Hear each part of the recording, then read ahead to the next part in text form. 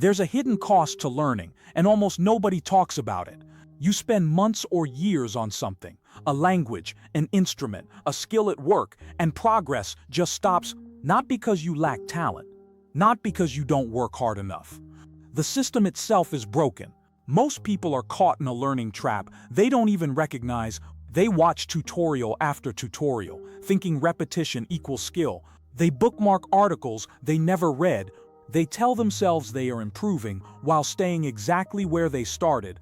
The math is brutal at this pace. Mastery takes a decade or longer. But here's what matters. Your brain doesn't learn the way you think it does.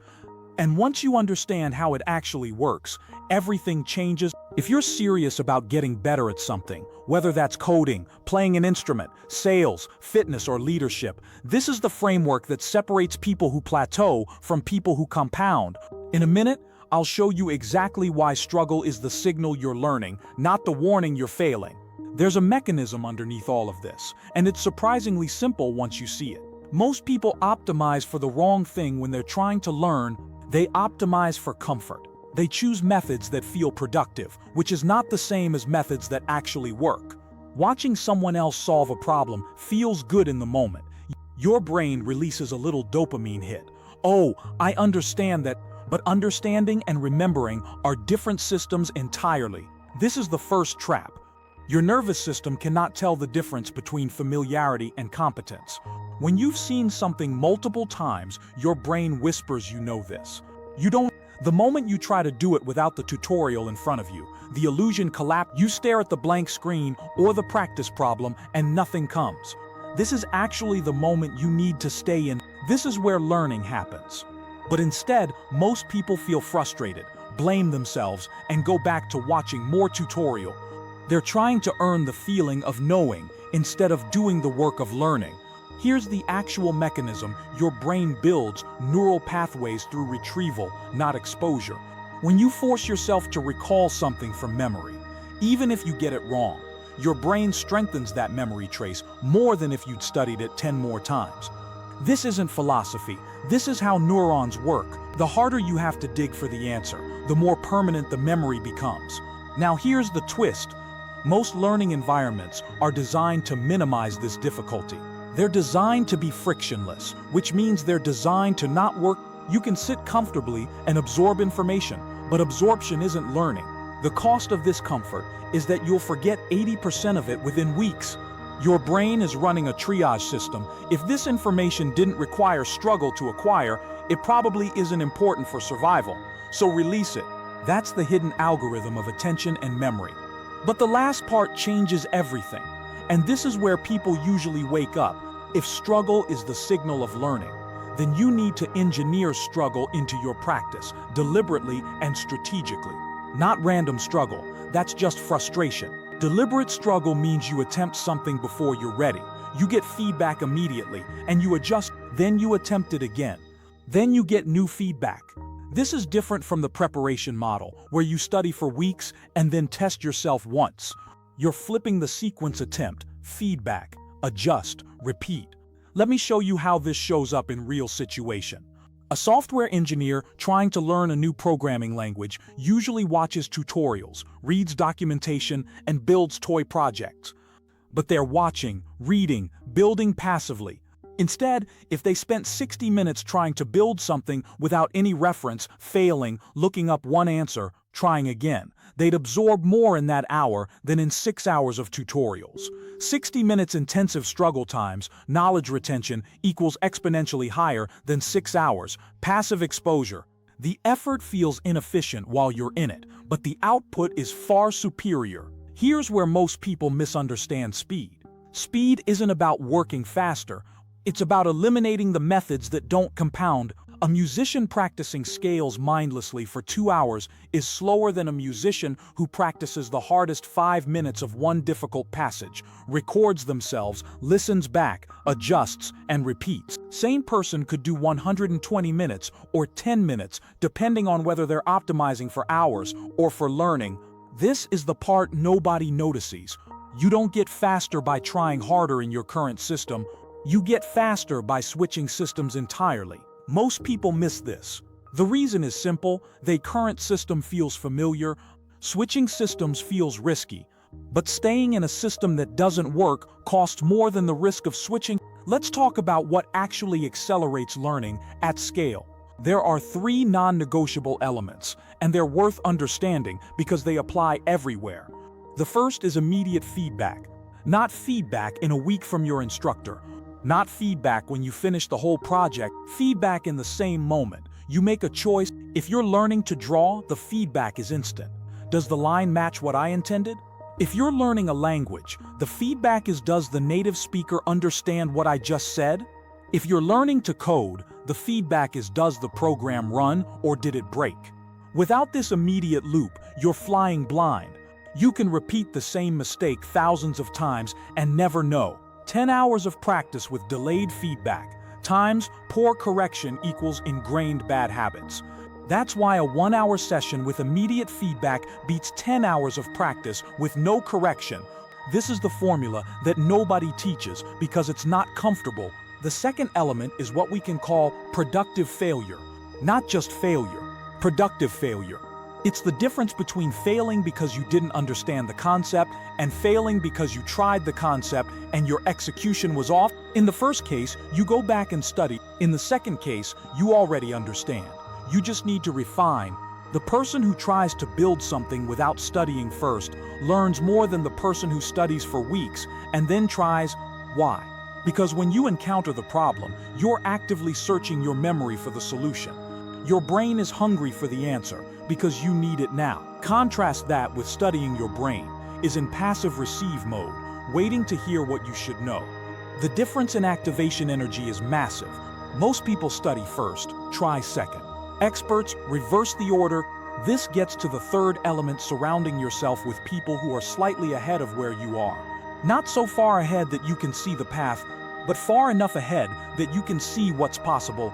An intermediate guitarist practicing alone will develop bad habits and reinforce them.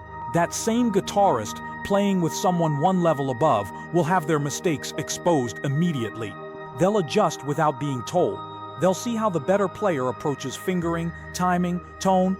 They'll absorb standards through proximity, not through conscious instruction. This is why masterminds work, why mentorship works, why learning in communities works better than learning alone. Not because of motivation, but because expert proximity removes blind spots.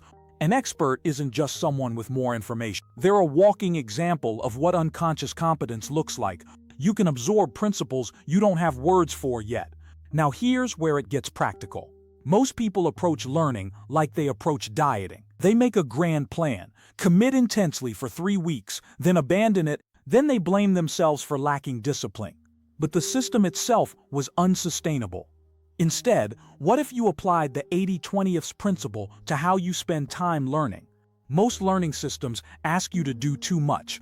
They ask you to memorize, practice, study, review, teach others, take notes, and engage with the community. That's exhausting. What if you identified the single lever that produces 80% of the results and you did only that? For a language learner, it might be speaking, not studying grammar. For a musician, it might be playing with others, not isolated practice. For a coder, it might be building real projects, not completing tutorial. The moment you choose the 80-20 lever, everything becomes sustainable.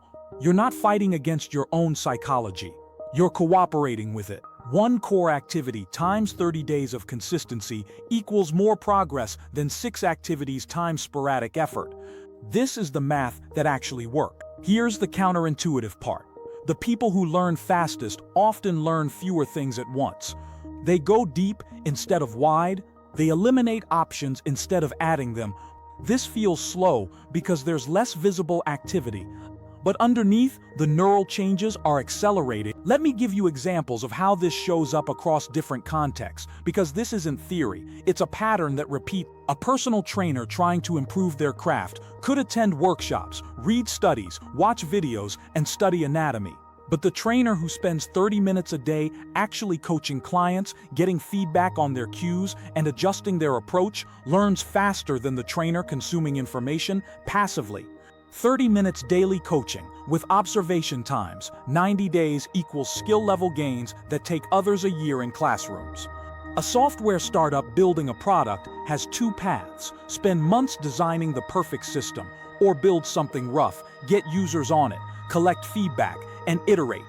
The iterating path learns faster because the feedback loop is real. The designing path feels more professional, but it's often the slower teacher. A real estate investor learning the market has two paths: read dozens of books about properties, or buy one property, manage it, feel the pain points, and let experience teach them. The bought property is expensive tuition, but the learning is permanent. A manufacturing company trying to improve quality could implement a system from a consultant, or they could empower their floor staff to experiment, fail, measure, and iterate. The floor staff path produces faster innovation because the feedback loop is closest to the problem. A consultant working to improve their writing could take a course, or they could write a memo every week, get direct feedback from clients, and adjust their clarity based on what worked. The weekly memo path produces better writers because the stakes are real. In every case, results vary based on how seriously people engage with the feedback. Most of this is mindset. The people who learn fastest have already decided that struggle is information, not punishment. This is the part that changes everything. You're not trying to avoid difficulty. You're trying to engineer the right kind of difficulty. A language learner will spend the same energy in a difficult conversation in real time as they would in a class. But the difficulty in the conversation is productive, while the difficulty in the class might just be confusing. A musician will spend the same energy on a challenging passage as on easy scales, but the challenging passage is where the growth happens. The energy is constant. The direction is not. Most people don't realize they get to choose the direction. They think learning is just grinding, but grinding in the wrong direction is the opposite of progress. Once you see that you get to choose, everything shifts. You start asking, is this activity moving me toward my goal, or am I doing it because it feels productive? Am I optimizing for hours or for learning? Am I trying to feel like I know, or am I building actual skill? These questions reorganize your whole schedule. Most people miss this. They're answering the first question, feels productive, and ignoring the other two. That's the system gap. This is where it gets real. Most people will read this or watch this and agree with it.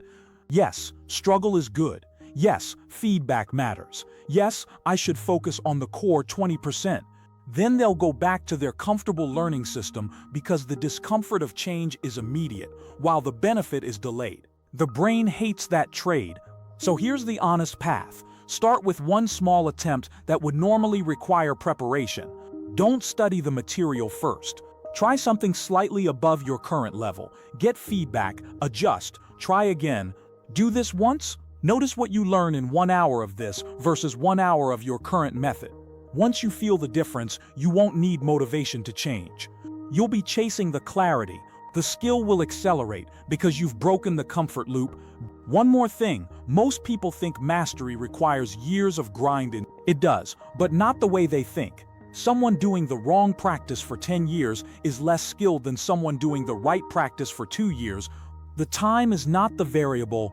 The system is. Here's what sticks. Struggle is the signal of learning, not the warning of failure. Feedback in the moment beats feedback later, and isolation beats connection. Focus on the 20% that matters and ignore the rest.